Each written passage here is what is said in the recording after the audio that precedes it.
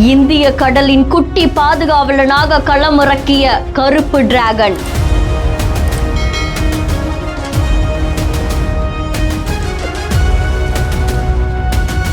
நீர்மூழ்கி கப்பலுக்கும் மீட்பு பணிகளுக்கும் உறுதுணையாக இருக்க போகும் நண்பன்.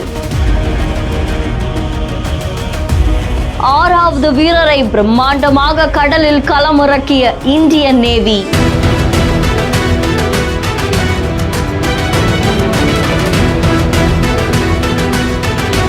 கொல்கத்தால இந்திய கடற்படை இப்போ 6வது புதிய வீரர் தான் களமிறக்கி இருக்காங்க. பொலாட் புல் அப்படின்னு சொல்லப்படக்கூடிய இந்த கப்பல் தீயணைப்பு நேரத்துக்கும் மீட்பு பணிகளுக்கும் மற்ற தேடுதல் பணிகளுக்கும் அவ்வளவு உறுதுணையா இருக்குமா. அதை தொடர்ந்து பாக்குறதுக்கு கருப்பு டிராகன் மாதிரி இருக்கக்கூடிய இந்த கப்பலை உள்நாட்டிலேயே வடிவமைச்சிருக்காங்க அப்படின்னு தெரிவிக்கப்பட்டிருக்கு.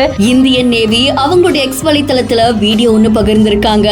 இந்த வீடியோல இந்தியாவுடைய 6வது 25T பொலாட் புல் டக் சபால் அப்படின்னு சொல்லப்படக்கூடிய ஒரு பிரம்மாண்ட கப்பலை தான் அவங்க கடல்ல களமிறக்கி இருக்காங்க.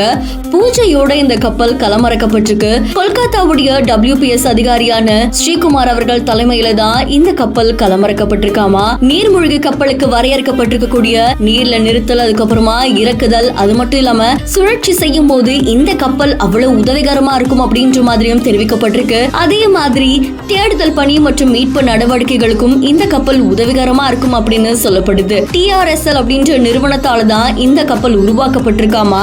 உள்நாட்டிலேயே இந்த கப்பலை வடிவமைச்சிருக்காங்க அப்படின்ற மாதிரியும் தெரிவிக்கப்பட்டிருக்கு. இந்தியாவுடைய ஒரு குறிப்பிட்ட சரௌண்டிங்குள்ள இந்த கப்பல் அவ்வளவு உதவிகரமா இருக்க போகுது அப்படின்ற மாதிரியும் சொல்லப்படுது. மேக் இன் இந்தியா மற்றும் ஆத்ம நிர்பர் பாரத் திட்டங்களுக்கு கீழே இந்த கப்பல் உருவாக்கப்பட்டிருக்கு. இந்த செய்தி தொடர்பான உங்களுடைய கருத்துக்களை கமெண்ட்ல சொல்லுங்க. மேலும் செய்திகளுக்கு பிஹேண்ட் ஃபாலோ பண்ணிக்கோங்க.